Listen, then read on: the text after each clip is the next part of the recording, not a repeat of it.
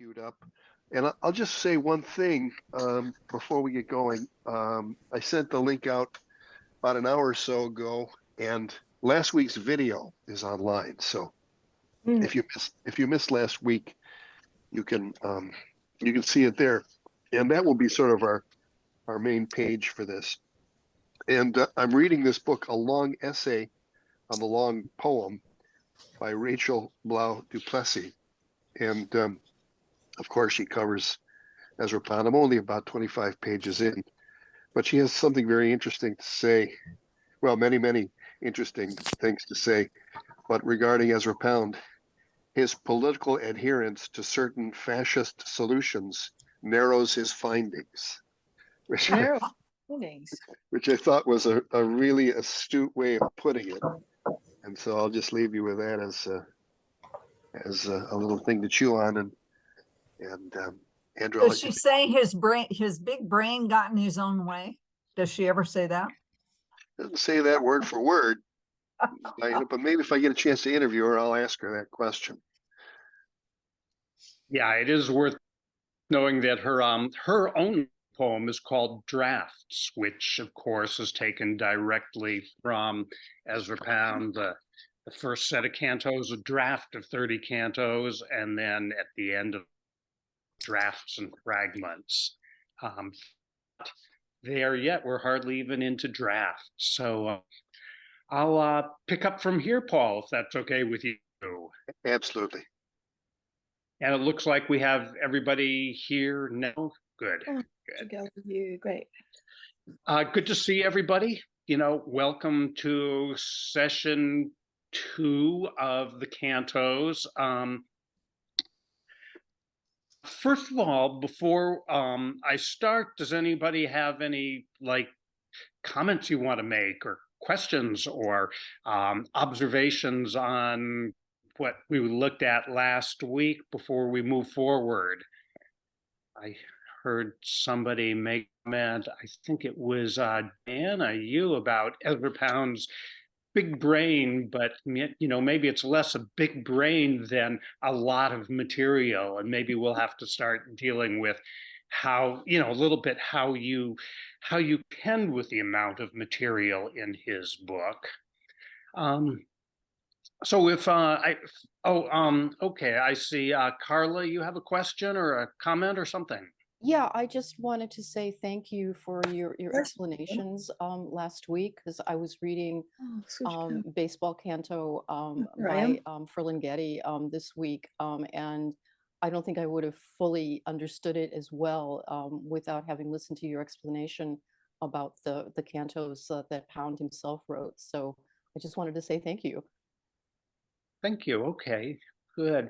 And of course, since a number of you are from Cascadia and probably either knew or have had some sense of Sam Hamill, he also published a little book called A Piece on Canto, which was directly, coming off of Ezra Pound, both in form and to some extent in content, because Sam had made a visit to Pisa, where the Pisan cantos are set. As I've been thinking about things, and everything seemed to come up for me in terms of threes this week when I thought about the cantos. So I want to actually bring forward 3 sets of threes before, by way of sort of introducing where we are now. We are about to go into cantos. However, before I get to that, I want to say that in some ways, at least for these early cantos, there are 3 really important books lurking behind the cantos themselves, Pound's prose. And we've already seen 2 of them very explicitly. The Odyssey, where the Canto 1 opened, and we had, sort of direct translation of a chapter of the Odyssey in which the voice, in some sense, if you can say there is a narrator's voice, is Odysseus. The Odyssey, in a way, becomes a kind of model for the cantos in that Ezra Pound wants to be writing an epic poem, and an epic poem because not only includes history but takes place through history, and so it needs characters, and it needs a kind of central character in a way. Where Ezra Pound began is with Odysseus himself. Odysseus will move back and forth a little bit through the cantos, but that would be the first important book to think of as providing a certain kind of context for the cantos.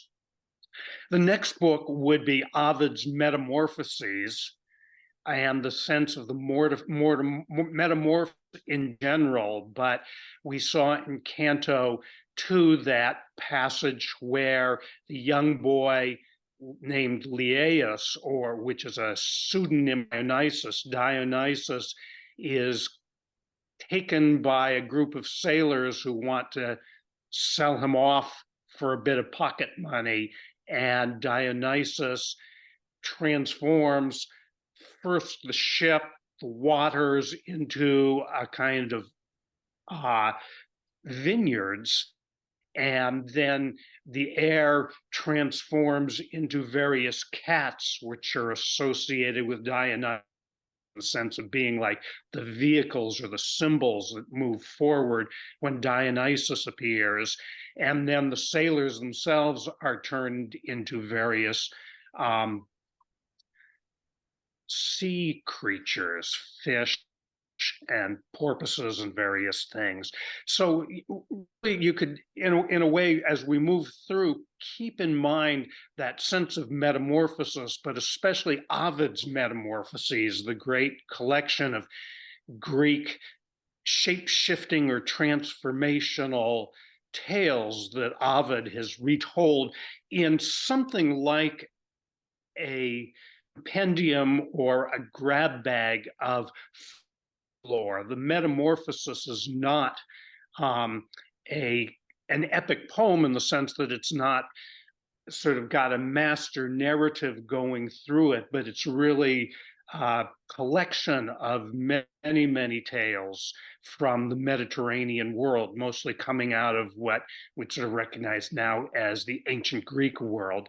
So the Odyssey by Homer, the Metamorphoses by Ovid, and then the third book, importantly to keep in mind here, which gives a certain kind, or is promising a certain kind of structure, is Dante's Commedia, Commedia, or the Divine Comedy of Dante, which is explicitly organized into cantos, 100 cantos. And there's every indication that Ezra Pound felt that when he began his own cantos, he was going to do something like 100 cantos like Dante and wrap up really, the three realms, the underworld, purgatory, and the Paradiso. And Pound will be coming back again and again in various ways to Dante. So those are the three most important books at the outset to think of as providing a kind of, if Dante's kind of structure, the Odyssey is giving a thematics, and the Metamorphoses is giving, I would say, a methodology that things change into other things, and that just because things changed doesn't mean that they've completely altered. They're merely shifting their on the surface. And so we're going to dig into some of these three books throughout the journey here. The second set of threes that I want to put forward, when you read the cantos, early on, Ezra Pound, I think very helpfully, saw there were three major modes behind poetry. Unhelpfully, he used classical Greek terms, which, for those of us now, most of us living in the American West, have drifted further and further away from classical Greek. But he spoke of phanopoeia, melopoeia, and logopoeia. You can hear each of them has the term poeia at the end, which we may as well take as something like poetics, the old ancient Greek term that meant a making and gives us our word poetry. Phano, I think, comes into words that we have, such as fantasy. It refers to things that are visual. So Ezra Pound sees phanopoeia as a casting of images upon the mind's eye, that when you speak of it as having images, that would be phanopoeia. Melopoeia, you can hear the melo that comes into our words like melody. So melopoeia is the sound or the music of poetry. Keep in mind that the music of poetry is not the music of music. It's a different kind of music, but it is, it has rhythm, it has tonal values, it has, a sort of and shorts, it has percussive qualities, and it has all the range that the human mouth can bring to bear.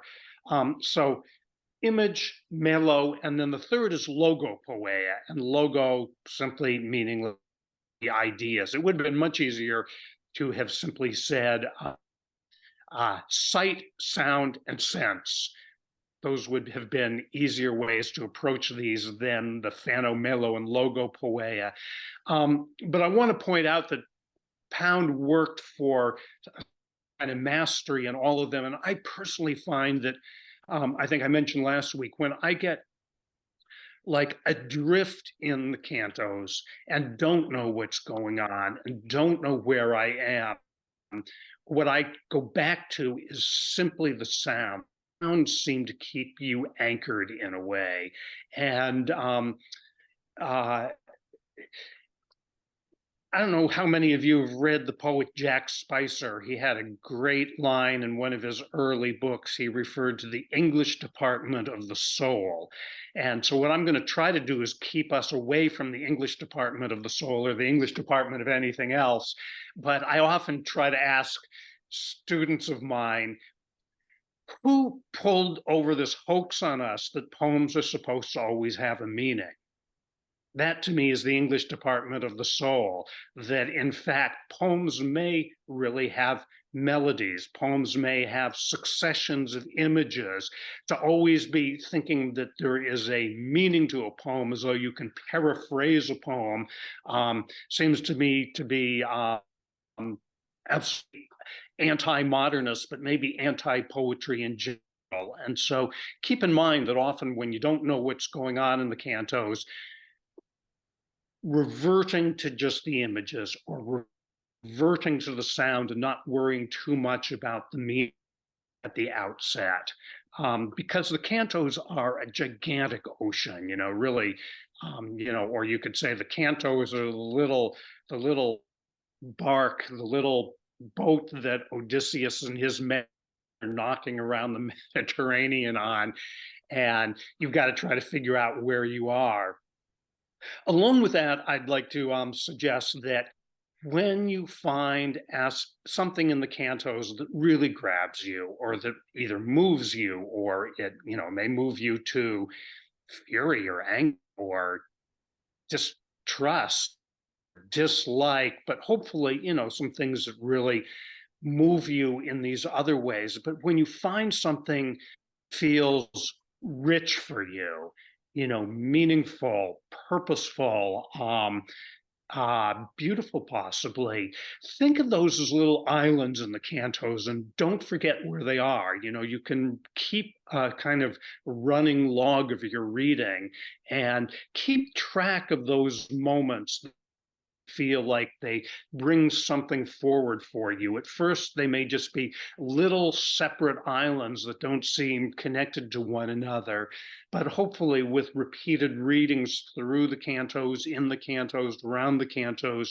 you'll begin to find that what seemed like separate islands begin to emerge more as archipelagos or something, or at least, islands in a strait, and you can begin to relate them to each other, but don't lose track of those. And it's very easy to, you can do it. Sometimes you just on, paper you have, or you can do something like I do, where I seem to be writing all over the cantos and, keeping track of page numbers for certain things that I want to be able to refer back to.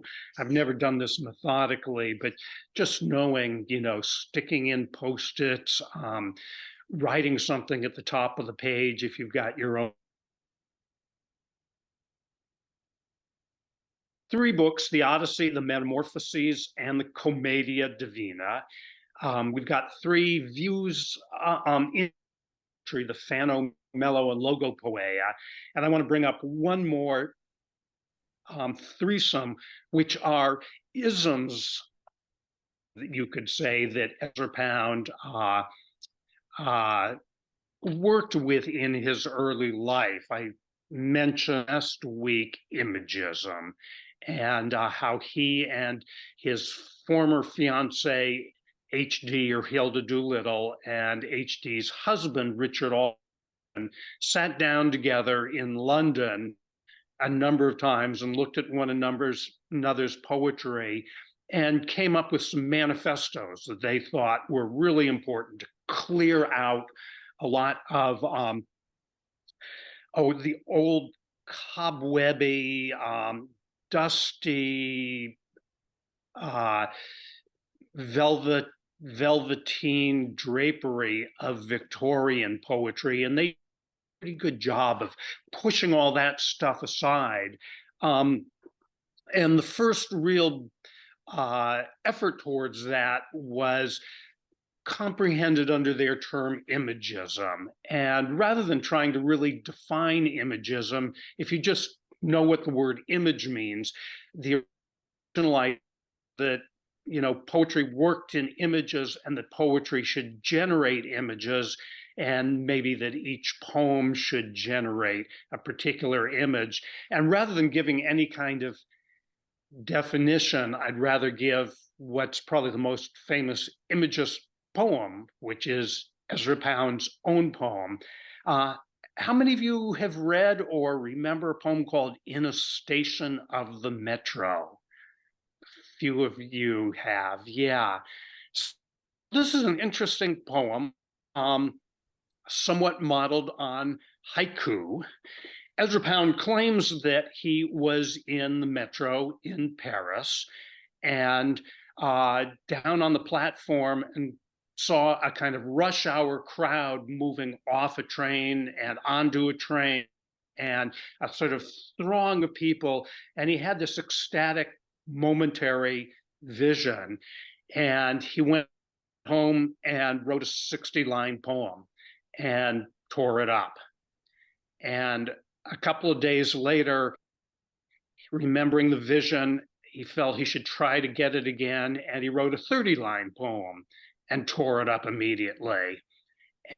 And finally, after 6 months, he came up with a 2-line poem that he felt satisfied with. In a station of the metro, the apparition of the faces in the crowd, petals on a wet black bough. Of course, of course. The apparition of the faces in the crowd, petals on a wet black bough. So that may be better than any definition of imagism. This sort of vision looking out on the subway platform and seeing the gloriously luminous faces, and then suddenly them as petals on a wet black bough. And that was the way imagism tended to work. It was really trying to generate a single image that stayed with you. Pretty quickly, Ezra Pound and most of his friends moved on, and particularly moved into a kind of vernacular that included all the arts, and came up with, I think mentioned last week, another ism, vorticism. And I think, maybe you could say one of the beauties of imagism is its stability, but there's also a kind of inert quality to it. And the energy of the 20th century, the new 20th century, really grabbed the artists in London around Ezra Pound, including Wyndham Lewis, Henri Brejcha, quite a few, both visual artists, musicians, and they wanted to capture the dynamism of the 20th century. And so to them, it was almost like an evolution from imagism, that an image was no longer going to be a static or inert, sort of point in the mind that gathered together an emotion and maybe an idea, but was going to be more like the center of a whirlpool where energy flowed through it. And Ezra Pound has talked famously about the vortex being a place at which the past rushes into the future, and image became more like a vortex where the entirety of the past could rush on into the future. Very, very, modernist and almost industrial age image. Vorticism didn't last very long. Pound became much more interested in some ideas around the Chinese language that he developed out of notebooks kept by Ernest Fenollosa. And eventually what settled in on was what he called the ideogram method of composition. And just to say a couple of words about his sense of the ideogram, you all know probably what a Chinese ideogram is. And Pound wrongly believed, because of this essay he had read by Ernest Fenollosa, it's clearly not true, but that most Chinese ideograms or characters were pictures, and that you could generate abstract ideas through pictures of concrete particulars. So an early ideogram, for instance, would be getting the idea of east by having something that looks like a tree with something that looks like a sun. The sun's branches in the trees, in other words, the sun's coming up, and that generates the idea of east. Certain number of Chinese characters seem to work this way, seem to be visually almost as though you could read them. As believed that his friend, the sculptor Gaudier Brejcha, with no training whatsoever, could be shown a Chinese ideogram and tell you what it meant, because he was so good at reading visual pictures and visual symbols and images that virtually any ideogram you showed him, he could pluck out the more abstract idea.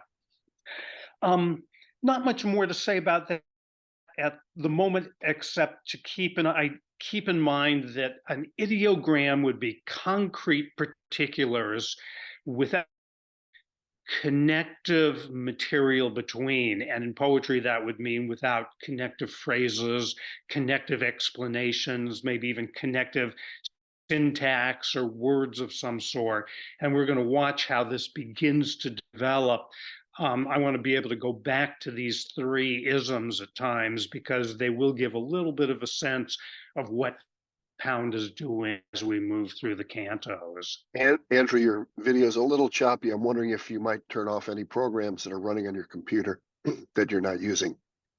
Oh, let me see if I've got anything here. Yeah.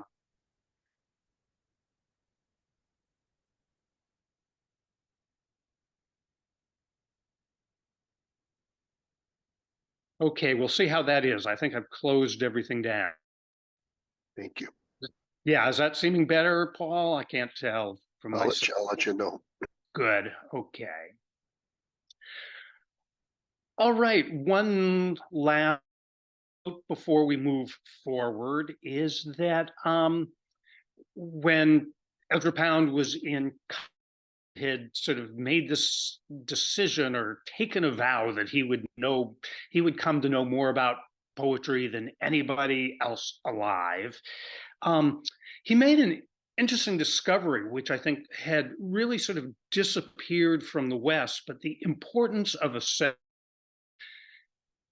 poets, songwriters, really, lyric writers, troubadours, who had lived in the south of France, sometime before Dante. So if Dante, basically 13th century, for a couple of hundred years, there had been a whole tradition in France of troubadour poetry. It was a complicated tradition, and we'll want to come back at some point, but there were a lot of legendary poets who had all sorts of magical, folkloric lives to themselves, seemed to have written elaborate poems that were set to music. And Pound came to believe that these poems of the troubadours and the troubadours themselves had a kind of mystical religion that had derived directly from the old Eleusinian mysteries of Greece, and that really the most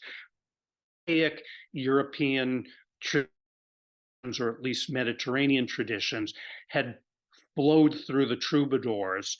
The troubadours had sort of disappeared because they had been part of a whole civilization in southern France, which was brutalized in northern French, the Gaulists. And the whole tradition of southern France had more or less been conquered and more or less disappeared, including the troubadour songs, which had become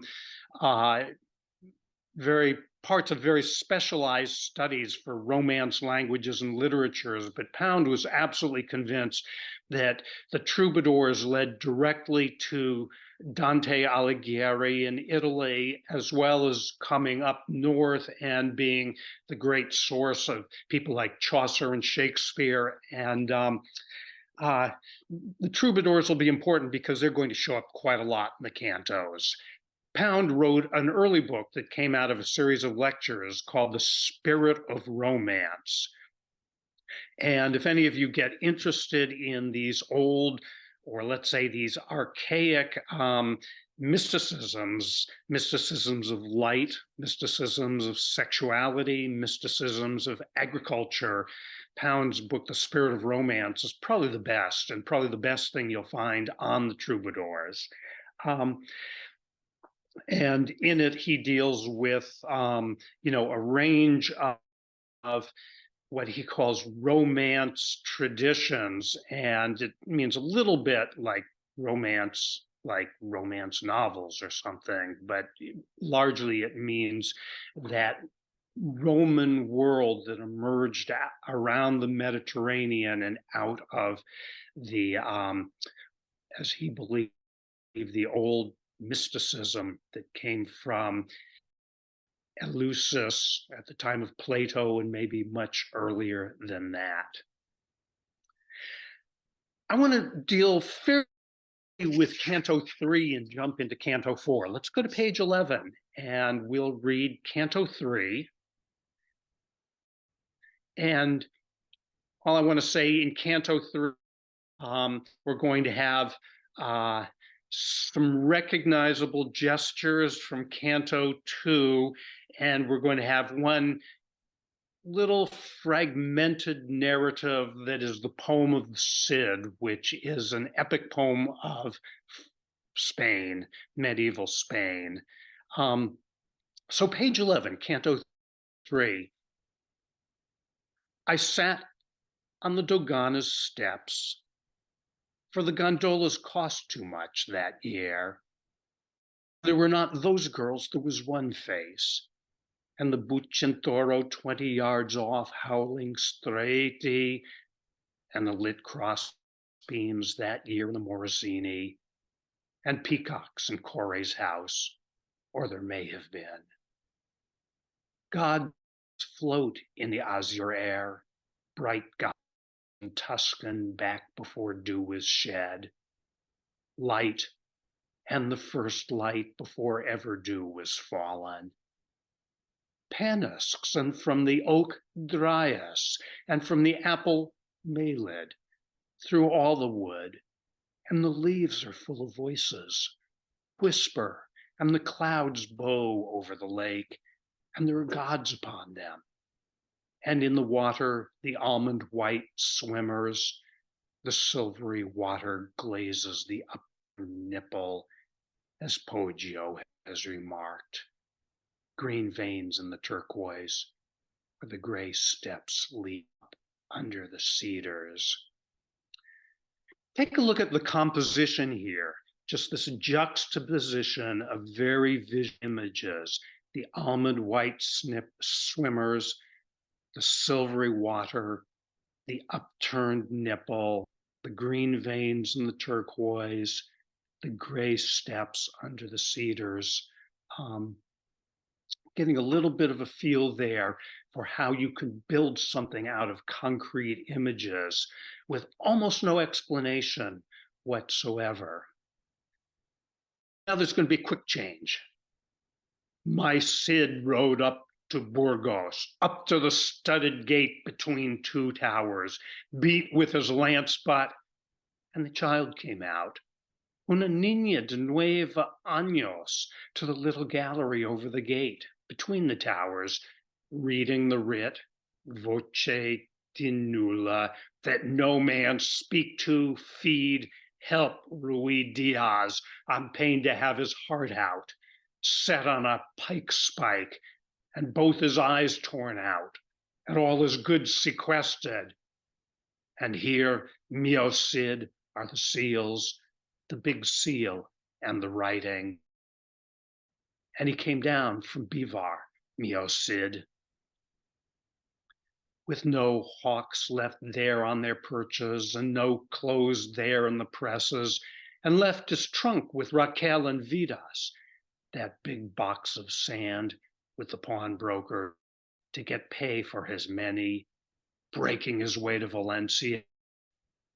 Ignaz de Castro murdered in a wall, stripped, made to stand, drear waste, the pigment flakes from the stone. Plaster flakes, Montaigne painted the wall.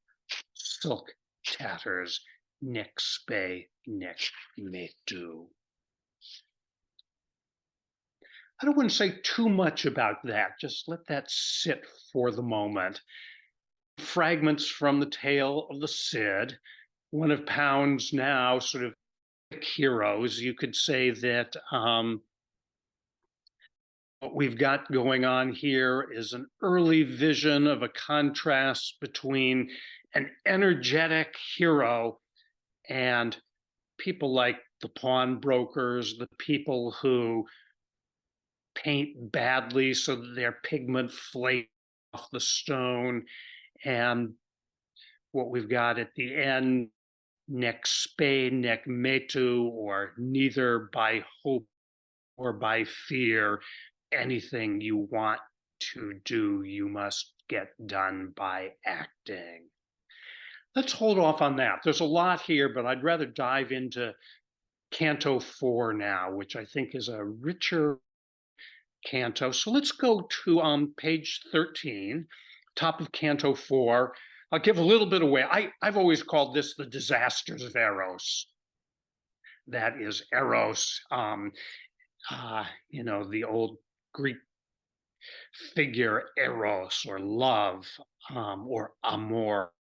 There's going to be a lot of disasters, and we're going to move through them very quickly here.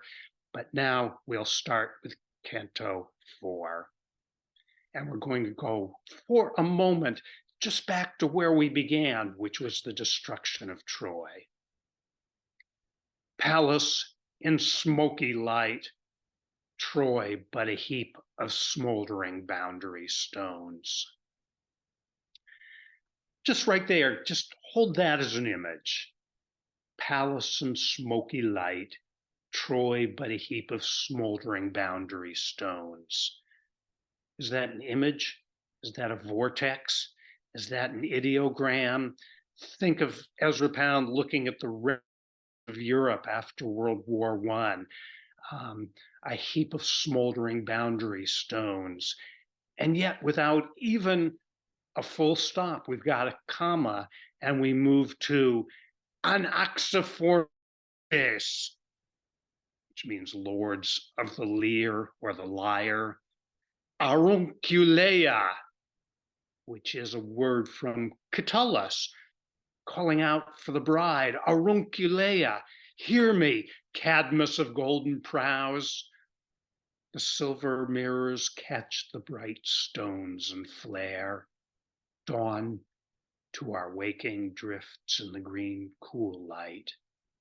Dew haze blurs in the grass, pale ankles moving.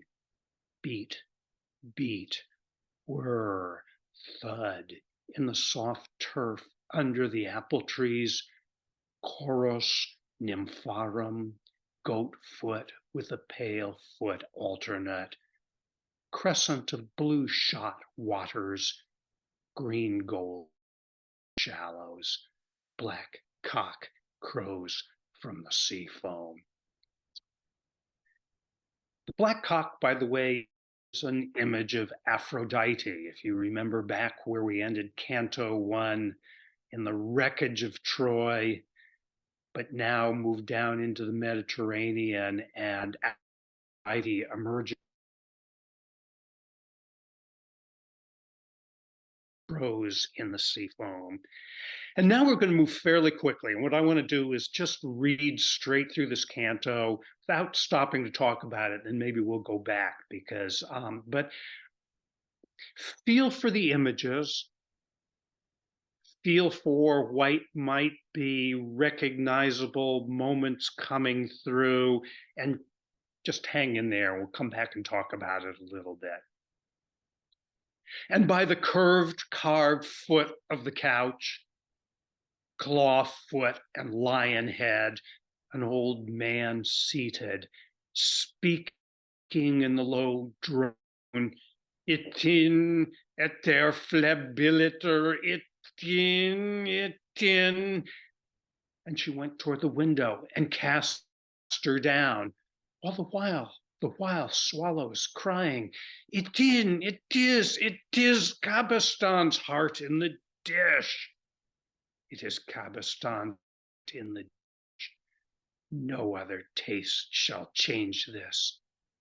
And she went toward the window, the slim white stone bar making a double arch.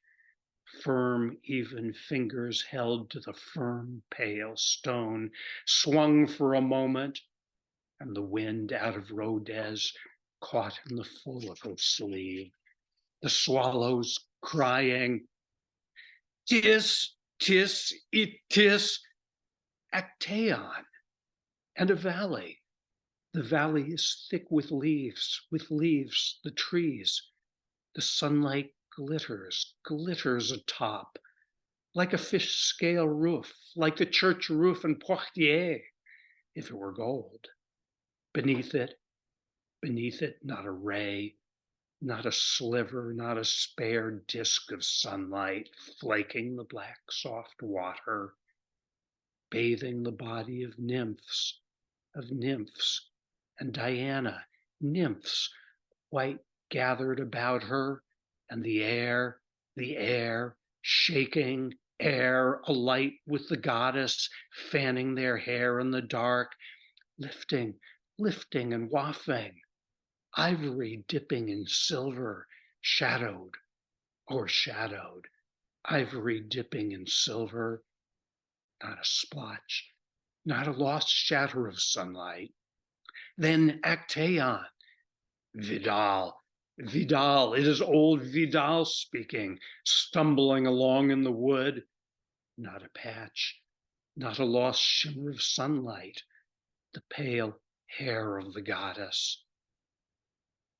The dogs leap on Actaeon, hither, Actaeon, spotted stag of the wood, gold, a sheaf of hair, thick like a wheat swath, blaze in the sun, The dogs leap on Actaeon,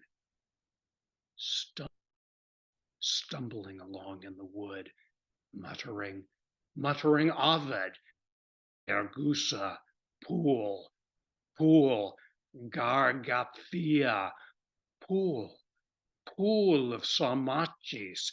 The empty armor shakes as the signet moves. Thus the light rains, thus pours Halo Soleil Plovile, liquid and rushing crystal, beneath the knees of the gods. Ply over ply, thin glitter of water, brook film bearing white petals. The pine at Takasago grows with the pine of Issei. The water whirls up the bright pale sand in the spring's mouth. Behold the tree of visages, forked branch tips, flaming as if with a lotus, ply over ply, the shallow eddying beneath the knees of the gods. Torches melt in the glare. Set flame of the corner cook stall, blue agate casing the sky, as at Gourdon that time, the sputter of resin. Saffron sandal so petals the narrow foot. Himene, arunculea. One scarlet flower is cast on the blanch white stone. And so Gyoku saying, this wind, sire, is the king's wind. This wind is wind of the palace, shaking imperial water jets. And Xiang opened collar. This wind roars in the earth's bag. It lays the water with rushes. No wind is the king's wind. Let every cow keep her calf. This wind is held in gauze curtains. No wind is the king's. The camel drivers sit in the turn of the stairs, look down on Ekbaton of plotted streets. Danae, what wind is the king's? Smoke hangs on the stream. The peach trees shed bright leaves in the water. Sound drifts in the evening haze. The bark scrapes at the gilt rafters above black water. 3 steps in an open field, gray stone posts leading. Père Henri Jacques would speak with the Seinen on Roku, Mount Roku between the rock and the cedars. Polonak, as Gyges on Thracian platter set the feast. Cabestan, Tereus, it is Cabestan's heart in the dish. Vidal or Ekbaton upon the gilded tower in Ekbaton. Lay the god's bride, lay ever, waiting the golden rain. By Garonne, Save, the Garonne is thick like paint. Procession, et Save, Regina, moves like a worm in the crowd. Adige, thin film of images. Across the Adige by Stefano, Madonna in Ortulo, as Cavalcanti had seen her. The centaur's heel plants in the earth loam, and we sit here, there, in the arena.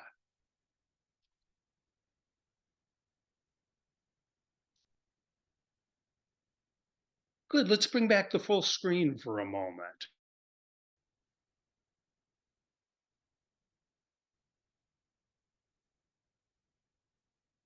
I think if Ezra Pound hadn't lost any readers in the first 3 cantos, this is the canto where, that proved the truth of a letter he wrote to his father saying, I write more cantos, every one more obscure than the last one. But let's, maybe parse through this a little bit. There must be something recognizable for everybody if nothing more than the extraordinary repetition of words and lines, of melody through some of the, I guess you could say, descriptions. You know, you probably at least have gotten the feeling that we've been a few different places, including somewhere near a church, somewhere in the woods, somewhere near some pools of water in the woods. We've had various figures from classical mythology, various figures from medieval lore moving through. I think this is the point at which Pound's older friend, William Butler Yeats, wrote to Pound and said, I can see you're laying out all these cards. You've got queens and kings and jacks and knaves. And, I see all the cards, but I see no reason they couldn't have been laid out in an entirely different order. And I think what was unable to see was senses of this sort of ideograms that Pound is trying to put forward. First of all, it helps to know what the cards are. If you're going to play cards, whether it's with a tarot deck or just a regular deck of cards, it probably helps to know what the suits are and what the figures are. And anybody can look up most of these things, and there are very helpful books, but it's a question of the arrangement. So let's go back to the top of 4 there. And I'm going to parse through a little bit. There's going to be plenty of things I don't have notes for here along the way. There's going to be, but I want you to think of it as slowly building up, almost like a visual mosaic, a mosaic that both tells a certain narrative without really telling it, but creates a kind of ideogram of emotion and intelligence as we build it up. I mentioned that I call this the disasters of Eros. So we're going to begin right at the ruin of Troy, the disaster of Paris having abducted Helena, or Helen of Troy. So love bringing about the destruction of Troy. And we've only got really 2 lines here: palace and smoky light. As the great palace at Troy burns, Troy but a heap of smoldering boundary stones. Very quickly, I think almost anybody who read poetry in the early 1920s when Pound was writing this would have had to have felt the ideogram, or let's say the rhyme, between the smoldering boundary stones of Troy and the smoldering boundary stones of much of Europe in the wake of World War I. So that's a very quick ideogram being put there, or maybe even a vortex, simply to look at Troy in the wake of its burning would be enough of a vortex to let people feel history rushing between Troy and 20th century Europe. Anaxiforminges, lords of the lyre. This is really like a cry right now for the poets to come forward. Arunculea, hear me, Cadmus of golden prows. And now we're going to begin to move through a kind of lyricism that seems to be Ezra Pound's own, but very much built out of the Mediterranean poetry he so much adores, from Homer to Dante and everything between. The silver mirrors catch the bright stones and flare. An image. Dawn to our waking drifts in the green cool light. An image. Now listen to the music. Dew haze blurs in the grass, pale ankles moving. Beat, beat, whir, thud in the soft turf under the apple trees. Choros nympharum. This is the chorus of nymphs. Choros nympharum. Goatfoot. Who's the goatfoot?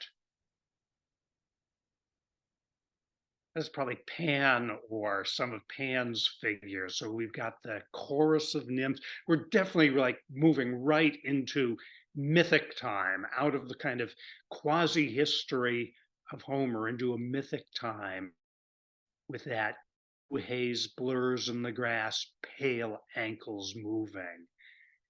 Chorus nympharum, goatfoot with the pale foot alternate. Of blue shot waters, green gold in the shallows. And suddenly the image of Aphrodite, black cock crows in the sea foam.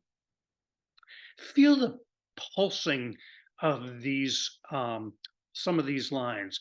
A black cock crows in the sea foam. We've moved really far away, as was Pound's hope, from iambic pentameter. We've got some really muscular lines happening here. Crescent of blue shockers, green gold shallows, a black cock crows, sea foam. I think you couldn't imagine how far we are away now from Alfred Lord Tennyson or William Morris or Robert Browning with that sort of ka-thump, ka-thump, ka-thump. Here we're getting these three very powerful stresses right in a row. And we're just there with is that a semicolon, the dot with the comma beneath it, semicolon, leaving us in Aphrodite's sea foam with the chorus of nymphs and just the slightest hint of the goat foot and the pale foot alternate. And all of a sudden, we're going to be somewhere very different. And we're going to be two places at once. So I want to just go through this a little bit. And by the curved, carved foot of the couch, claw foot and lion head, an old man seated, speaking in the low drone. That's less important than what comes next. Listen to the drone. Itin, eter flebiliter, itin. So in the Metamorphosis, Itys is a sister who has been raped, and she and her sister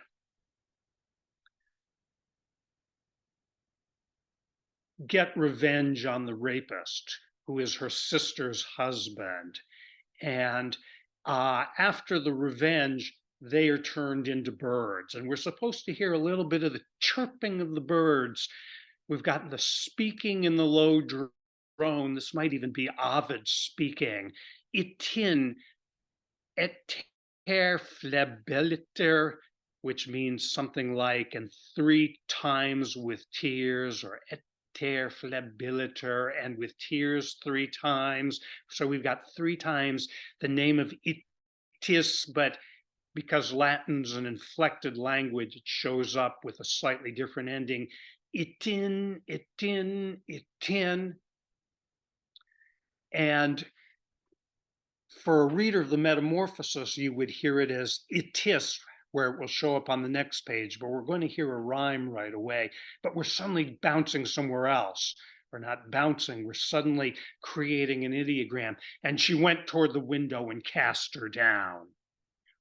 And then back to the 2 sisters who turned into swallows. All the while, swallows crying, Itin. And now we've got a piece of lore from South France, the troubadour era. A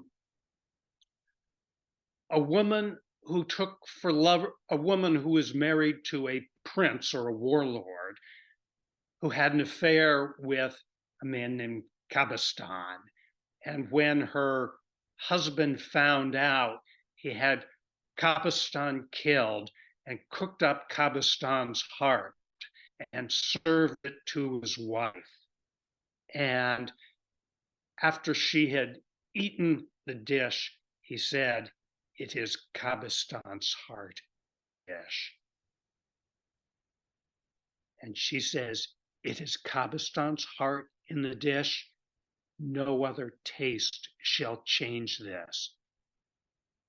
And she went towards the window, the slim white stone bar making a double arch. Firm, even fingers held to the firm, pale stone, swung for a moment, and the wind out of Rodez caught in the full of her sleeves. So she casts herself down to commit suicide out of her love for Kabistan. So again, the disasters of Eros. But no sooner has the wind out of Rodez caught in her sleeves, we're back with the two sisters from Ovid, the swallows crying, "Dis, eat dis." And now suddenly we've moved into a different transformation or metamorphosis. Actaeon. Do all of you know Actaeon? Actaeon was the who had the bad luck to go out with his gang of hunting hounds and happen upon the goddess Diana bathing in a pond, the pond of Gargathia. And Diana, the chaste goddess, nobody's supposed to see her naked except her handmaidens, her sort of chorus of nymphs or chorus nympharum. And when Actaeon sees her, she transforms him into a stag, and he goes rushing through the forest, and his own hounds set on him and tear him apart. So we've moved from the transformation of the two sisters into swallows, chirping out, "Tis, tis, eat dis," Actaeon, and a valley. The valley is thick with leaves, the trees. The sunlight glitters atop, like a roof. This is actually Pound's own moment of autobiography. He had visited at one point this church in Poitiers in southern France. So the sun glittering on the leaves, sunlight glitters atop like a fish scale roof, like the church roof in Poitiers, if it were gold. Beneath, not a ray, not a sliver, not a spare disk of sunlight flaking the black, soft water, bathing the body of nymphs and Diana, nymphs white gathered about her, and the air shaking, air alight with the goddess, fanning their hair in the dark, lifting and wafting. These are the kind of places, I mean, where if you get lost, just listen to the music. Could you scroll back up a couple lines, Paul? You've got not a ray, not a sliver, not a spare disk of sunlight, flaking the black, soft water, bathing the body of nymphs and Diana, nymphs, white gathered about her, and the air alight with the goddess, fanning their hair in the dark. Can you hear that? Air, fanning their hair in the dark, lifting and wafting, ivory dipping in silver, shadowed, ivory dipping in silver, not a splotch, not a lost shatter of sunlight. So Pound's working at many levels here. And, if you want to just stay with the level of sound right here and listen, see what images get cast up. But in a way, this is like really the music of the poetry here. And these images, the shadow, the darkness in the woods, the nymphs bathing in the dark water with Diana around her. And we've come down to, again, an image what do the goddesses look like in the water, or the goddess Diana in the water? Ivory dipping in silver. And then back to not a splotch, not a lost shatter of sunlight. Then Actaeon. You can feel a little bit the energy there, where suddenly Actaeon shows up in this peaceful, hidden pool in the woods where Diana is bathing. And this is the point where the metamorphosis and the tragedy is about to happen, except that we jump to medieval southern France, one of the troubadours, Vidal. Vidal, one of the earliest of the doors.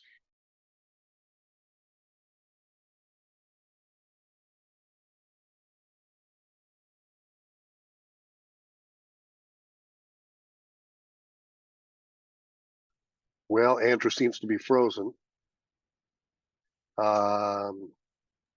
So I hope I don't think it's my Mac. I've turned as much off as possible. So hopefully he'll. He's frozen. He's frozen. Yeah, Yes. he might need to get a system where he plugs in, maybe, rather than relying on his Wi-Fi. Yeah, I think. Well, yeah, he turned off whatever. Yeah, now he's gone. So that's Yeah, do you see Here me he back? is. we've got you back. So I think we are at Vidal. That is old Vidal speaking, the earliest of the troubadours, Yeah. stumbling along in the wood. Okay. So notice that we've got the shatter of sunlight, not a lost shatter of sunlight, not a lost shimmer of sunlight. And this is the point where Actaeon stumbles in. But old Vidal, the lore of southern France was that he used to dress up in skins to slip through the wood to visit his various lovers. And one night his own dogs mistook him for a wolf and tore him apart.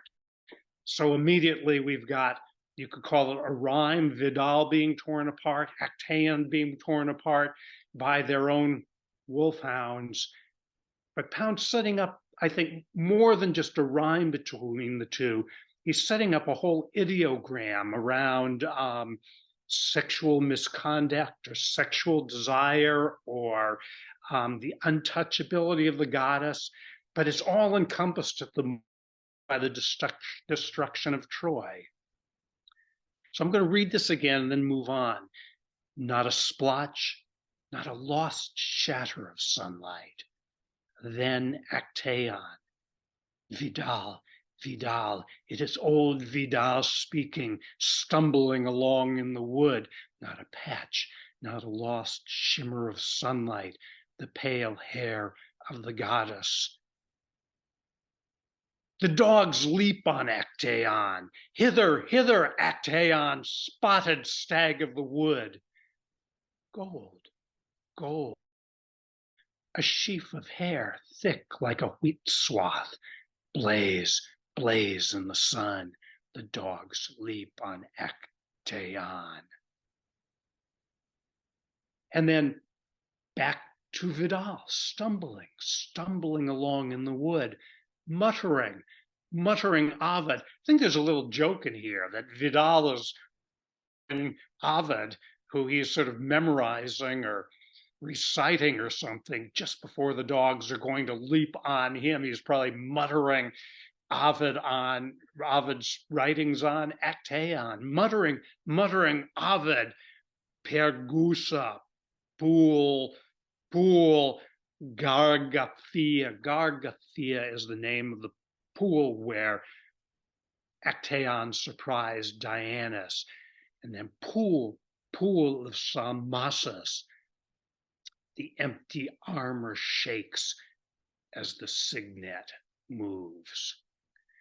Let's just leave that for the moment, that line there. That's bringing in some other elements that I don't want to quite have to work with quite yet. But let's move to the next stanza. And notice if there's not a meaning connection back to what came before, there's a little bit of image connection and a lot of sound. Did we just lose that?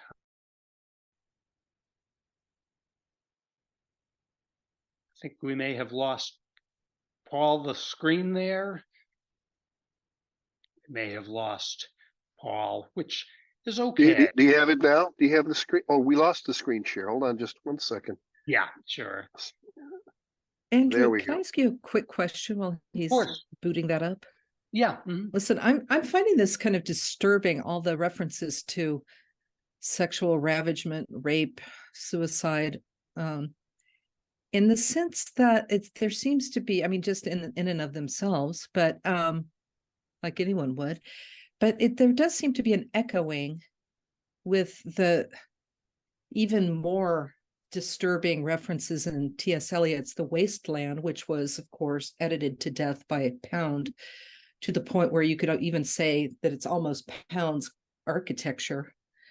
Mm-hmm. Do you feel that he's borrowing from those themes? And is there some way in which he's echoing them or reproducing them, not just to make a kind of generic statement about the disasters of love, so to speak, but more so the disasters of a certain kind of ravishment? I mean, there's so many examples, right? Whether it's Leda and the Swan, or, you know, Dido and Cleopatra in The Wasteland, et cetera, and the whole section on chess in The Wasteland, that it does seem to be more about power, in a gendered sense, and then transformation. I mean, but rape is right. the provocation here, in a sense. Yeah, I think you're right there, and I want to try not to really answer that for a little bit until we move on a bit. I think Sure. Pound is still really trying to find his way and trying to, in some senses, understand, like, where can you go after this war? And if he's sort of picking up in the air of the day that war is somehow sexuality really gone awry or amok, he may be working his way through this. But I think we'll see that very quickly he's going to move well past T.S. Eliot. And in fact, Yeah. I wait to get to a later canto, not many down the line, where he sort of outdoes T.S. Eliot. Yeah, I mean, I just want to thank you, because I wouldn't have seen any of this, but what I did see was the music of the imagery of the dark water with not a splotch, not a splodget, whatever, of sunlight on it. And I feel like there's a depth underneath the water. And I really appreciate the word that you used earlier, pulse, because it makes me think of Kristeva and her idea of the chora, the pulsing of images that are almost unconscious, that are operating in a pre-verbal space, which of course makes me think of surrealism. And I'm just wondering at some point if we'll talk about those unconscious dream, images, or those kind of, I see that influence. I'm getting ahead of myself here, but I love this fourth cantos. It's operating on me in a very deep unconscious way. And so that's all. Yeah, and the main reason I'm taking some time to go through it is to piece together and give you an idea of how Pound is creating an ideogram here by, laying one next to a number of different tales and analogies. And it's as though he's just working out what it is he wants to work out poetically. I think you're right. There's a lot of material here that's disturbing. But there's also some other material that will pick up, but we've still got to go through a little bit more disturbing stuff, if that's okay, Roxy. Well, yeah, sorry, of course. I wasn't meaning like, stop, I'm too disturbed. I just, I was just plucking at a thread. Thank you. Sure. And now we're going to suddenly have, thus the light reigns, thus pours a low soleil plovile, the liquid and rushing crystal beneath the knees of the gods. Ply over ply, thin glitter of water, brook film bearing white petals. The pine at Takasago goes with the pine of Issei. This is a little bit less disturbing, maybe, Roxy. This is actually from one of the old no plays, Pine Takasago grows with the pine of Issei, which is an elderly couple that are so much in love, the gods transform them into these two pines that get to grow old together or get to, live for centuries together on these sacred parts of Japan. And again, I think Pound has maybe dropped it in there to bring forward the motif of metamorphosis, that things change, and what they change into a revealing of maybe mythical truths, maybe magical truths, maybe mystical truths. But we're staying with this water image. The water whirls up the bright, pale sand in the spring's mouth. Behold the tree of the visages, forked branch tips, flaming as if with lotus, ply over ply, the shallow eddying fluid beneath the knees of the gods. And then frankly, I'm not sure where we're going necessarily with all of these things, but it's, you want to sort of read these for what you can get of sound, of image, the moments of meaning. But it seems that Pound is remembering someplace in the Mediterranean where we've been, possibly Venice, where he lived for a while. Torches melt in the glare, set flame of the corner stall, blue agate casing the sky as at Gourdon that time, the sputter of resin, saffron, sandal, soap, the narrow foot. And then this comes out of Catullus, old marriage hymns. Hymenaeus, Io, Hymen, Io, Hymenei, Arunculea. One scarlet flower is cast on the blanch white stone. Hang on for just a moment to this line. One scarlet flower is cast on the blanch white stone.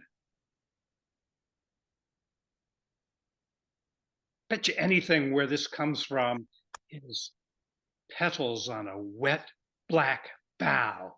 Can you hear that? One scarlet flower is cast on the blanch white stone. Petals on a wet black bough. This is almost like Pound telegraphing that he's giving you an image here. Anybody want to speculate what the image is here?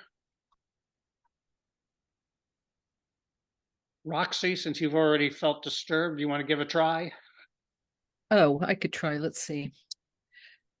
I mean, the saffron sandal, which of course sort of resonates more with those I guess Grecian. I'm thinking about Sappho's sandaled women that some have written about. So it feels sacred, and saffron has a kind of redness to it that doesn't connote blood yet, but torches melt in the glare. Let's see. Matthew, I see Yeah, flaming. well, I think there's hymen, Yeah, so go it's ahead. also a play of the loss of Oh, virginity. hymen. There you go. Thanks. Yeah, well, there it was. Thanks, Doy. Yeah, I Keep think going. I think that's Say it. that again. Can you say that again, Matthew? Oh, just the hymen. Hymen refers to the loss of virginity and the color, the scarlet Right. flower. Right, I went too far up. But I don't know. Yeah. I like I that. think you do. I wanted to ask Andrew about this term ply over ply. And does that, I know that comes from like Browning somehow, but is that part of his ideogrammatic riff, ply over ply, or what's he? Yeah, how's and he it's used? also a term that he used in his translations from the Chinese. In his essay, he's using it. He sees the clouds ply over ply of clouds in the sky. So in some ways, he's started to play riffs on all sorts of poetry here that he's picked up. That ply over ply, whether it comes from Browning, I don't know, but it does come from one of his own translations of Chinese poetry. Thanks. But do you guys see other like layers of very delicate layers, like the peach leaves on the water, or the The thin glitter of water, ply over ply, or the brook film bearing white petals. It reminds me a little bit of William Carlos Williams and just the little layerings that seem to imply that he's composing something by repeating this trope of thin layers of beauty upon darkness. Yeah, we'll come Could back to the be- leaves. What I want to do for one moment is, Paul, can you scroll sure. back to about the middle of, or the bottom third of page 13? So just scroll back 2 pages earlier into this.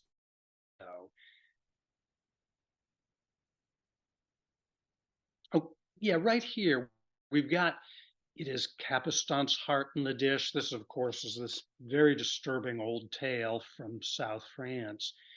It is Capistan's heart in the dish, says the warlord to her. It is Capistan's heart in the dish. She's, no other taste shall change this. Went toward the window, the slim white stone bar making a double arch.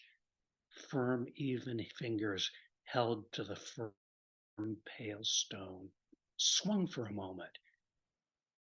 Wind out of Rodez caught in the full of her sleeve. Now let's go back to that line on page 15. Yeah, so that could be her hitting the ground. Very much, I think so. Yeah. Yeah. One scarlet flower is cast on the blanch white stone. We've got a palace that's clearly made out of white marble. So we've got 2 different, we've got a very small ideogram happening here around the marriage ceremony, with the saffron sandal petaling the narrow foot, the marriage hymn to the old god of marriage, and the scarlet flower. But we've got a larger ideogram that's capturing all this betrayal, murder, cannibalism, the dogs tearing Vidal apart, the dogs tearing Vidal apart.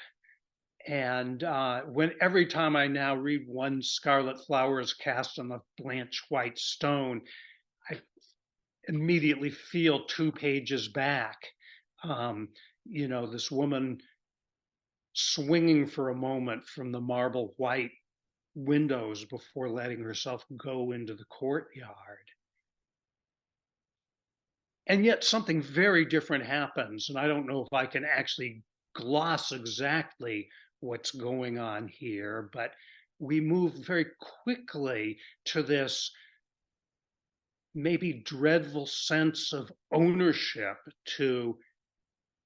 and so Gyoku's saying, this wind, sire, is the king's wind.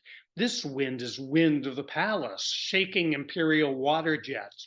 And how bizarre is that as a lore from old China, that this wind belongs to the king. And Xiang opening his collar, this wind roars in the earth's bag. It lays the water with rushes. No wind is the king's wind. Let every cow keep her calf. This wind is held in gauze curtains. No wind is the king's.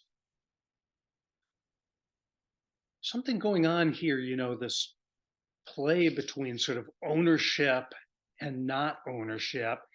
And now we're just for a moment back to another story from Ovid, where the camel drivers sit in the turn of the stairs, look down on Ecbaton of plotted streets. Danae, Danae, what wind is the king's? And then suddenly we're back in, I think, as you noticed, Roxy, this very almost Taoist world. Smoke hangs on the stream. The peach trees shed bright leaves in the water. Sound drifts in the evening haze. The bark scrapes at the ford. Gilt rafters above black water. 3 steps in an open field. Gray stone posts leading. Père Henri Jacques, he was an early Jesuit missionary to China. Père Henri Jacques would speak with the Seinen on Roku, Mount Roku between the rock and the cedars. Polonok, as Gyges on Thracian platter set the feast. Gyges is the one who put Cabestan's heart on the dish. Cabestan, Tyrius, it is Cabestan's heart in the dish. Vidal, Ecbaton, upon the gilded tower in Ecbaton lay the god's bride, lay ever waiting the golden rain. By Garonne, Save, which means hail, hail to the queen. The Garonne is thick like paint. Processionate, Save, Save, Save, Regina, moves like a worm in the crowd. Adige, thin film of images across the Adige, by Stefano, Madonna in Hortulo, as Cavalcanti seen her. The centaur's heel plants in the earth loam, and we sit here, there in the arena. Somehow we've suddenly moved to east and to west, where the centaur is after, and where this Italian procession is happening. Just been with the Taoist peach petals floating down the river.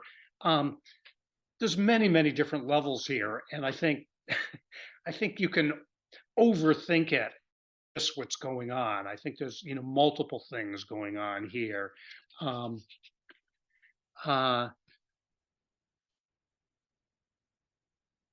But there's something about we sit here, there in the arena. Remember the opening line of Canto 3, which we read earlier. I sat on the Dogana's step. Yeah, there it is. I sat on the Dogana's steps. The Dogana, by the way, is like the customs house. This is in Venice. And it says, "Repound, I sat on the Dogana's steps, for the gondolas cost too much that year." And now we've just had, and we sit here, there in the arena, this sort of a continual feel of Ezra Pound watching over these scenes and capturing them as they come. Or as witness, as bearing witness, as watching. Yeah. Bearing witness.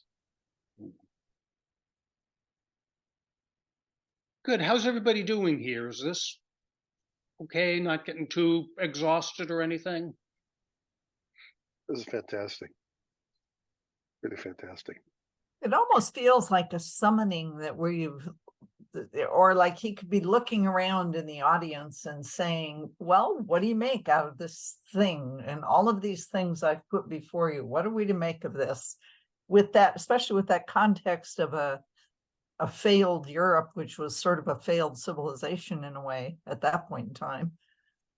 That's what it felt like to them. So it's like he's recounting the spectacle of history and asking, what do you make of this? Look at all these. It's not a story, but he's calling attention to myth after story after myth after song after poem, and the things that are in those. Yes, indeed.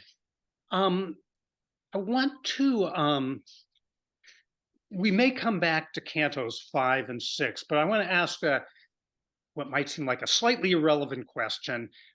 How many people here like the Beatles, the old band, the Beatles? How many people know the White Album? Where the Beatles had to try everybody's style of song. They had to do Johnny Cash and outdo him. They had to do the Beach Boys and outdo them. They had to do the Rolling Stones and outdo them. I mean, it's kind of amazing what they're doing. I just wanted to bring that up. That's just my personal opinion. I sort of, enjoy that album because it's like, how many styles can you take on? You don't need to be like a great band with your own sound. You just do what other people do and do it, in these sort of extraordinary ways that reveal something. Let's go to page 24 and look at Canto 7. And Andrew, can I just ask you a question? Yeah, sure. About what year would Canto 3 have been written? more or less. 3 picks up a lot of material from Pound's early cantos being written during the war. He published his first, he called them 3 cantos in 1917, and a bunch of that material comes back in Canto 3. Yeah. But he basically took everything back down into the workshop and re-envisioned the beginning of the cantos. So over the course of about 5 years, he recycled a lot of that early material, and much of it up in Canto 3. So would have been like in the early 20s that he might have written it? No, Or the more book? like 1915, 17. Oh, that early. That Yeah, early, so yeah. Well, like, the original. Yeah, yeah. the original material, much of which comes into Canto 3. Some of that material in Cantos 3 So then is, when would he have written Cantos 3?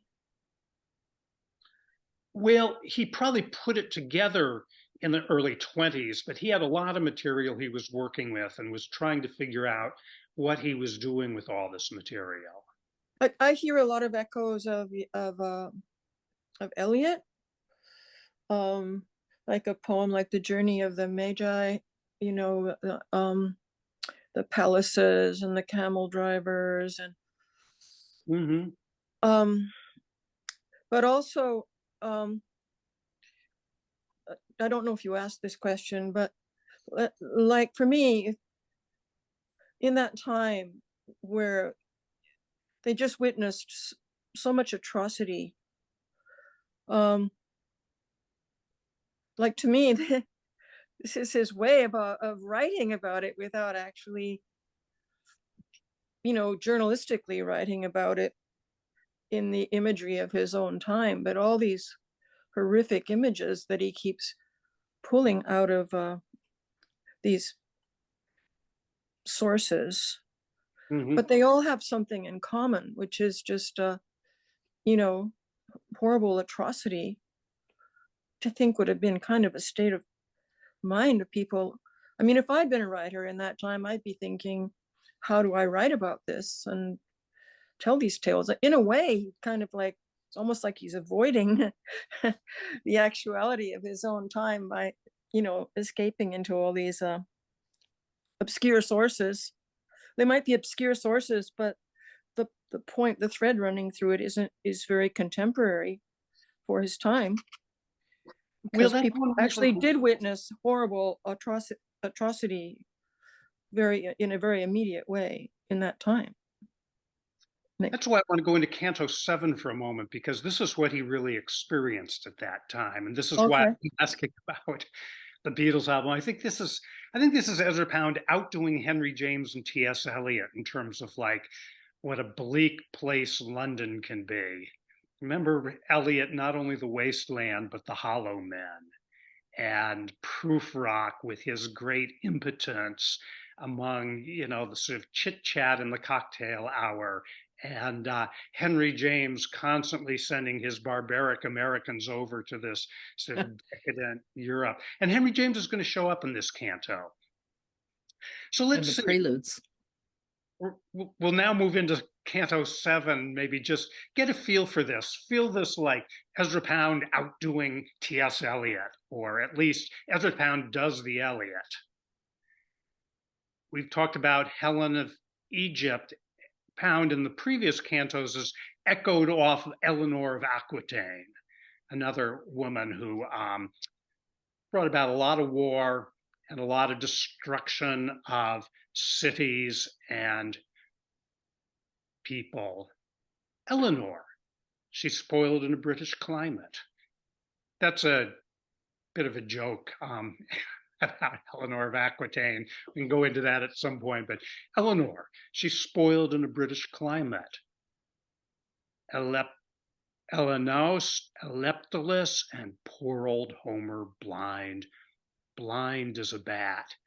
Ear for the sea surge, rattle of old men's voices. You remember that from Canto 2, when we were sitting down there in the smoldering ruins of Troy, and we heard the men's voices.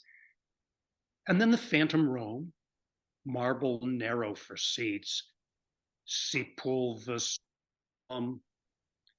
sed avid erit nullum tamen execute, then file and candles a limetier e goods, seen for the battle only, but still seen, pennons and standards, e cavals armats, not mere succession of strokes, sightless narration, and Dante's Gioco, brand struck in the game, un peu moisi plancher plus bas que le jardin, quand le lambris fatouille de pays, un vieux piano et sous le baromètre. Notice that last line, an old piano, and under the barometer, the old men's voices beneath the columns of false marble, the modish and darkish walls, discreeter, and the panel wood suggested, for the leasehold is touched with an imprecision, about 3 squares, the house too thick, the paintings a shade too oiled, and the great domed head, congli occhi oneste e tardi. We're getting a lot of Dante here, and this is with eyes honest and slow, the great domed head, congli oneste tardi, moves before me, phantom with weighted motion, grave incessu. That would be like solemn moment, really, of incessu, drinking the tone of things. And the old voice lifts itself, weaving an endless sentence. We all made ghostly visits, and the stare that knew us found us again on the turn of it, knocking at empty rooms, seeking for buried beauty.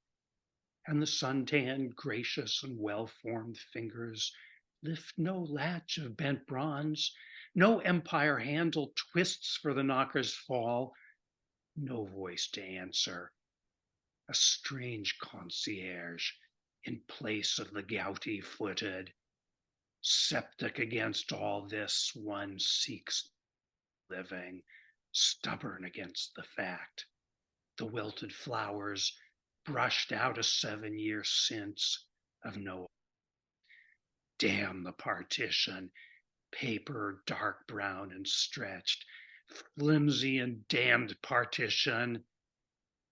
Ione dead the long year, my lintel and Luce's lintel, time blacked out with the rubber. The Elysee carries a name on, and the bus behind me gives me a date for Peg. Low ceiling and the Erard and the silver, these are in time. 4 chairs, the bow front dresser, the pannier of the desk, cloth top sunk in, beer bottle on the statue's pediment. That, Fritz, is the era, today against the past, contemporary. And the passion endures against their action, aromas, rooms against chronicles, smaragdos, chrysolitos, Dagama wore striped pants in Africa, and mountains of the sea gave birth to troops. Le vieux commode en acajou, beer bottles of various strata. But is she dead as Tyro in 7 years? Elanaus, Elahemos, Eleptalos, the sea runs in the beach groove, shaking the floated pebbles. Eleanor, the scarlet curtain throws a less scarlet shadow.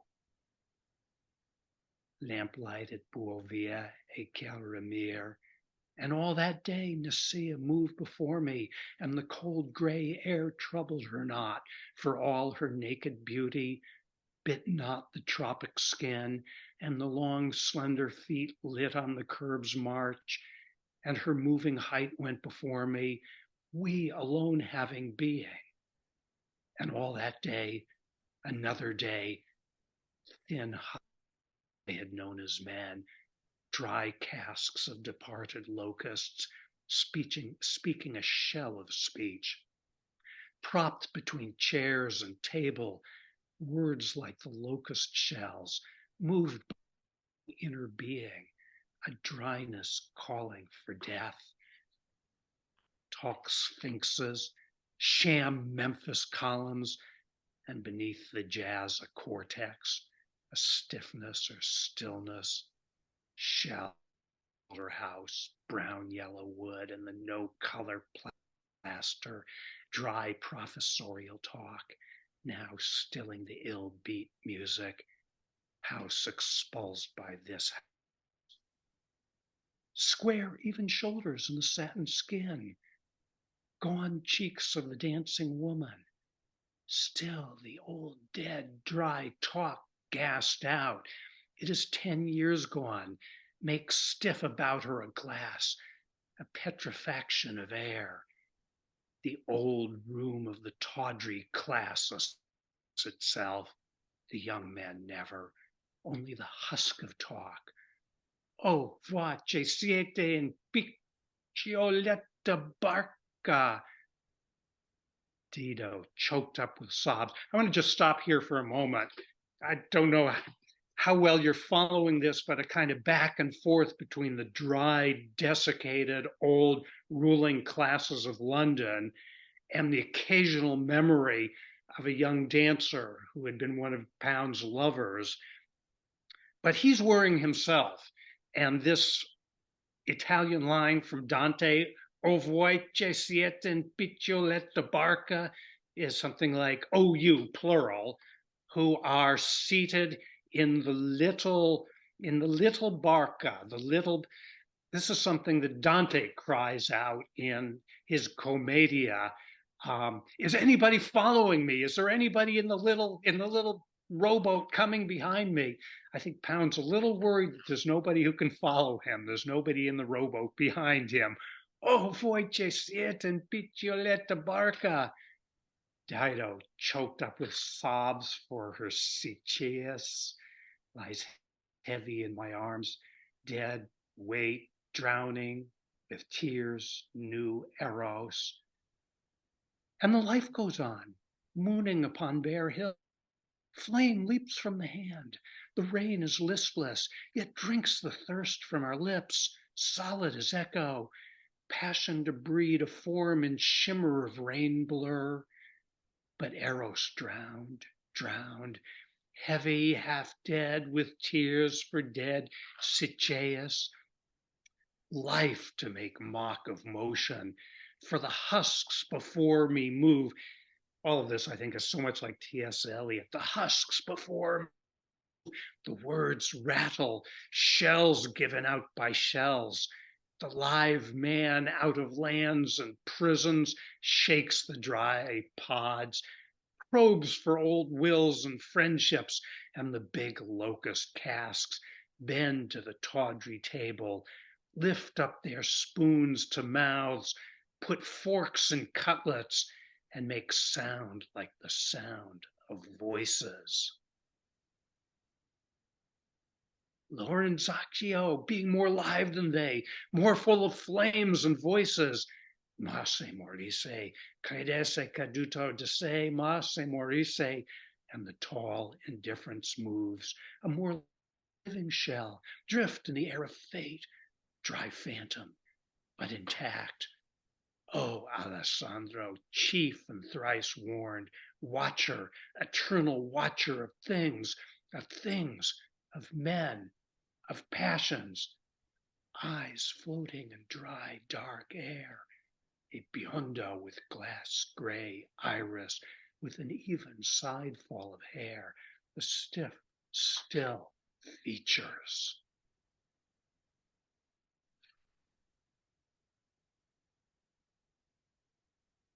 We have the main things to point out there. We can come back to full screen now, Paul, would be, the main things to point out there would be, in a sense, Pound is now giving us his like T.S. Eliot portrait. of the British ruling classes in London.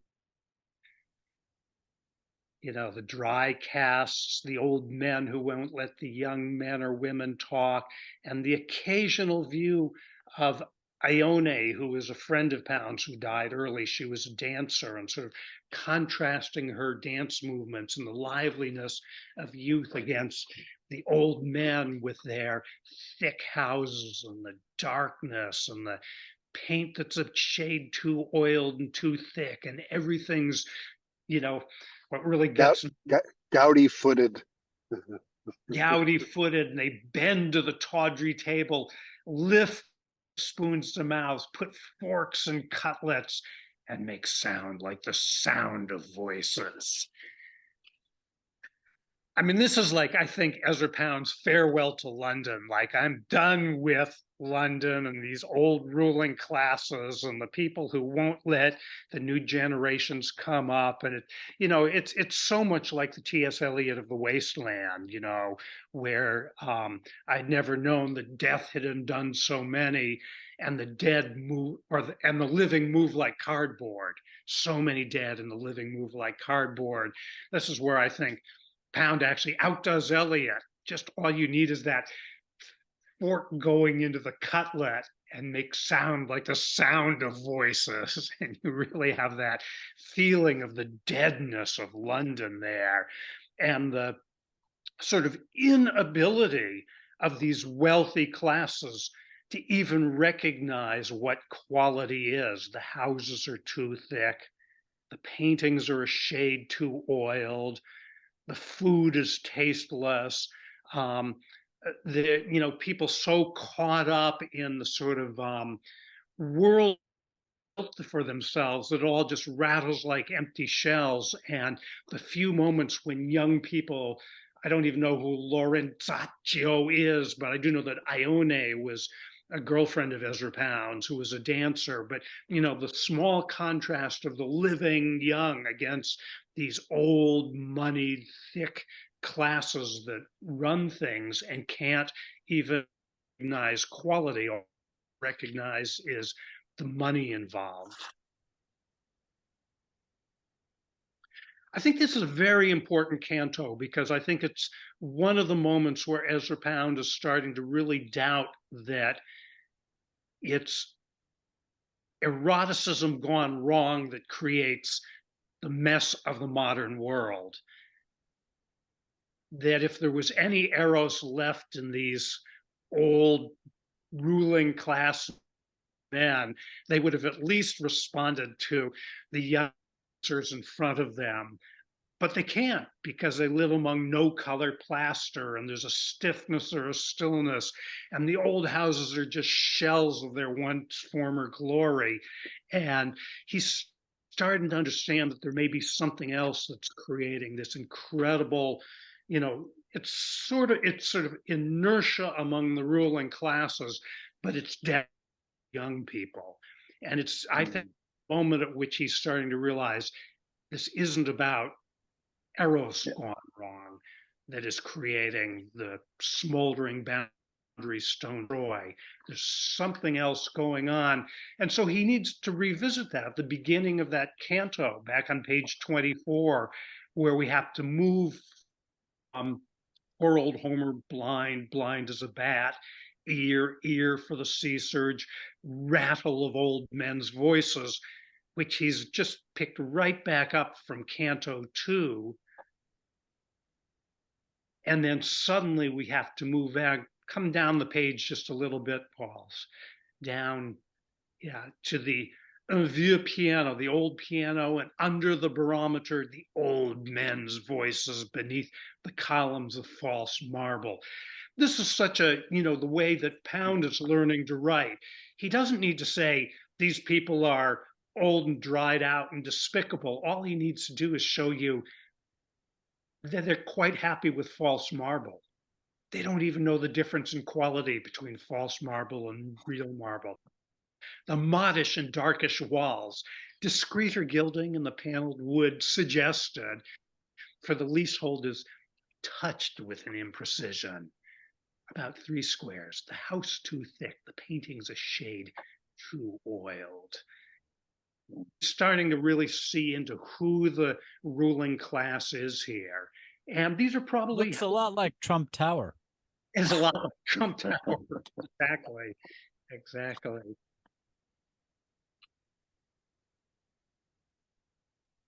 Well, living in Italy, where he saw real marble, it stood out in retrospect how fake the veneer was and overdone things were. But like the modern version would be the Trump. Yeah, that's Yeah. hilarious. And this, this particular London that he's fleeing post-World War because he sees young people who are full of eros have been sacrificed to the war.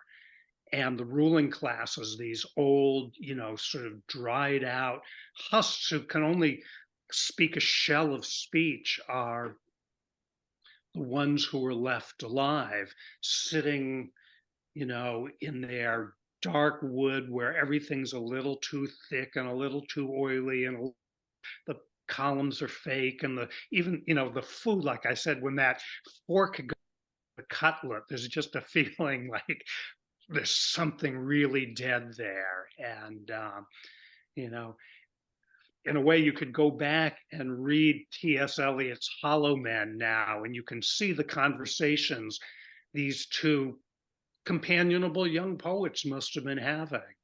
That the world is ruled by hollow men, and the living walk around like cardboard, and who would have thought death would have undone so many? And remember, the wasteland came up right in the wake of World War I also. Andrew, but he was. do you Oh, do you think that there was a little commentary on the anti-intellectualism, or I mean, I'm not assuming that there is a counterpart to the MAGA, culture that someone was kind of commenting on vis-a-vis Trump Tower, but I'm thinking about Bertolucci's collection of horrible, paintings. He just wanted a lot of paintings, right? But they're not great quality. And is there a sense that he's overplaying his intellectual hand here? I don't know, overplaying, but just playing it as a counterpoint to his, I don't want to use the word insecurity, but no doubt the way in which he's been made to feel insecure by the ruling class. Yeah, there may be some of that. I think he, fled London post-war once the Renaissance that he felt he had been a part of had been destroyed by the war. And then he began to see what was going on in London and who was left after the war and who ruled things and who controlled things. And I have no doubt it made him feel somewhat insecure, but I think also he just felt like, I want to go somewhere where the people are alive, and Paris seemed to promise that. how long was he in Paris for? Just a couple of years, right? Before He was in Paris for a number of years, but he made some very close friendships there, including people like James Joyce, Mina Loy, the American poet, a great many people. And he began to go down to Italy, and he eventually relocated in the 1920s to, a little sort of coastal town, sort of a town in Italy. And that's where he, ended up living. But he spent a number of years in Paris, really, hanging out. Ernest Hemingway became a good friend. Ezra Pound, his wife, Dorothy Shakespeare, Ernest Hemingway, and Ernest Hemingway's wife, Hadley, did a walking tour of South France. So a lot of these Mediterranean images come from direct experience he had of wandering through, southern France and seeing the church at Poitiers and seeing the glitters of sunlight, seeing the quality of the water offshore there. And they had walked, pretty much all the way through South France and into Italy. But in terms of 19th century, and he was good. He was friends with Henry James and of course Yeats also when he was in London. So as much as it looks he's making fun of old men, he also realized that some manners were being lost also in the shifting times, right? Well, the way people understand it is at the beginning of this, there's a bit of a tribute to Henry James, who he quite admired. He really thought James wrote fantastic prose, fiction, or if you want to call it that, when he says, and the great domed head, and then he uses the Dante phrase, congri occhi onesti tardi, with eyes that are honest and slow. That's understood to be Henry James. Moves before me, phantom with weighted motion, grave incessu, or the solemn moment, drinking the tone of things. So Henry James is somewhat different from these old men. He's drinking the tone of things, and then this is where we see him, and the old voice lifts itself, weaving an endless sentence. And then he says, and we also made ghostly visits. And he remembers wandering around London with Henry James, who would have been his entry to some of these households.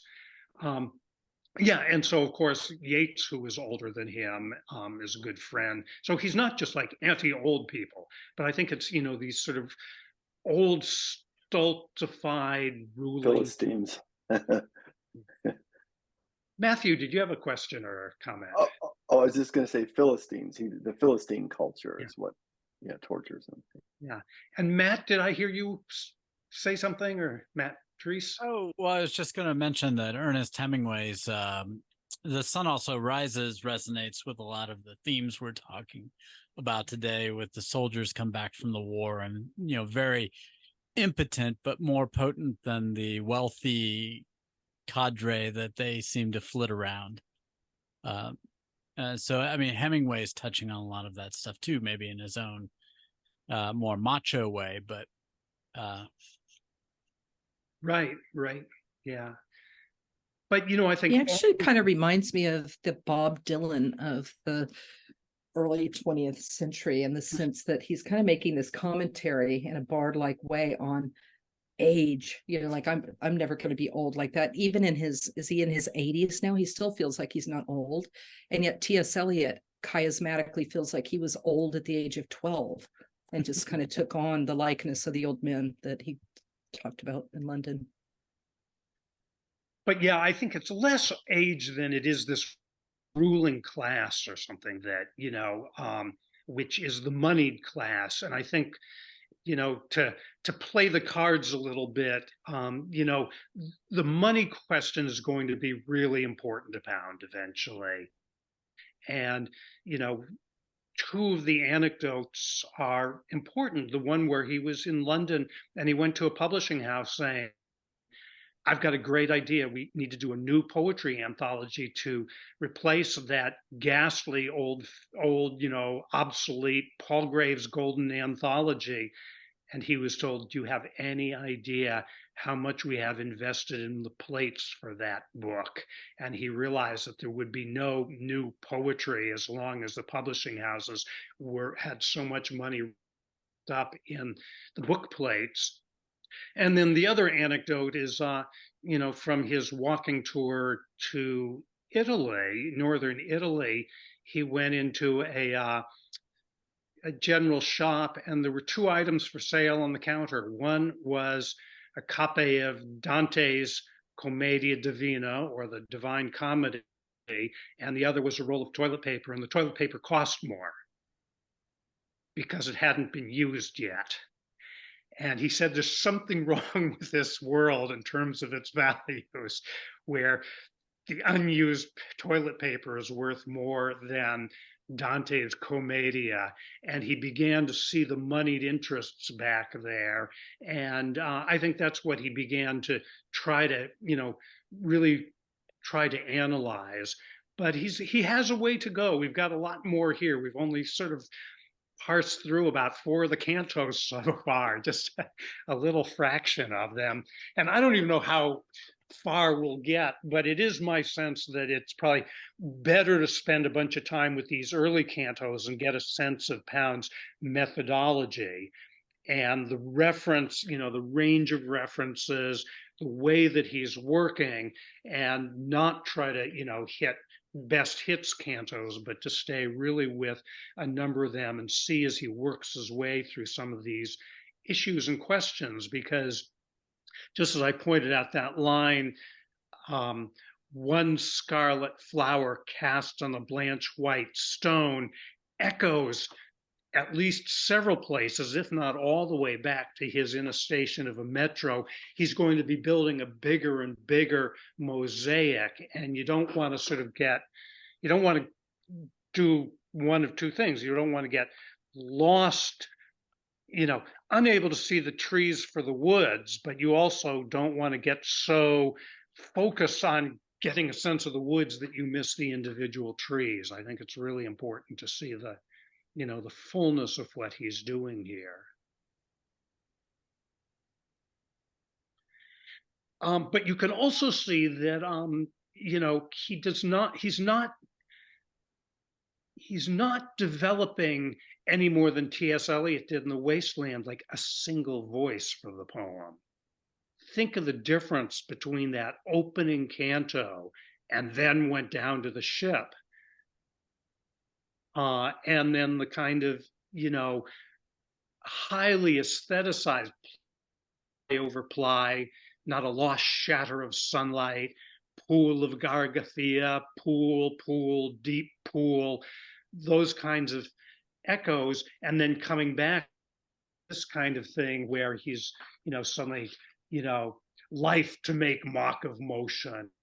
For the husks before me move, the words rattle, shells given out by shells. I mean, the tones of voice are just moving back and forth all over the place. It's not like you can point to one place and say, this is Ezra Pound speaking.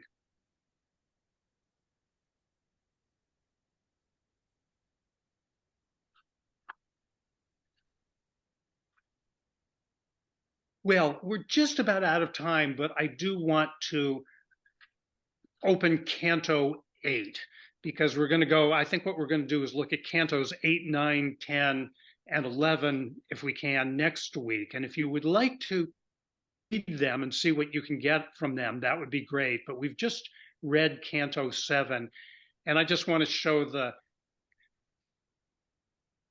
kind of funny joke, but that is also like Pound being very worried.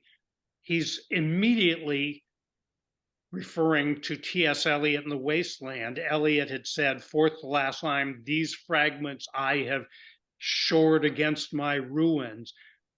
These fragments you have shelved, shored, slut, bitch, Truth and Calliope slanging each other sous les lauriers. Calliope is the muse of epic poetry.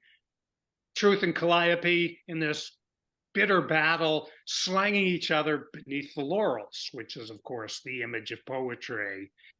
And we're going to have to move on from there and deal with a very curious historical figure that Pound excavated named Malatesta, Sigismund or Malatesta. Yeah. You're welcome to read these if you want, but you don't need to. But I'll show you that there's some in there, but there's some pieces that Pound has felt is really missing there. If the the muse of epic poetry and the muse of truth are at bitter odds with each other, there's things that are missing. And he's going to now try to introduce some things that I think will give him really like his confirmation of his methodology here. So we'll go into that next week. Any last questions, comments? Books to read in the interim?